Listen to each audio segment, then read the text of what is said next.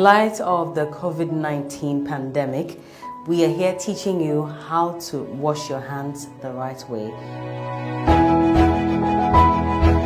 First of all, make sure that you spend as much as 20 seconds or more washing your hand. And make sure that the soap gets to every corner of your palm, your fingers, your wrist, and of course the entire hand as well.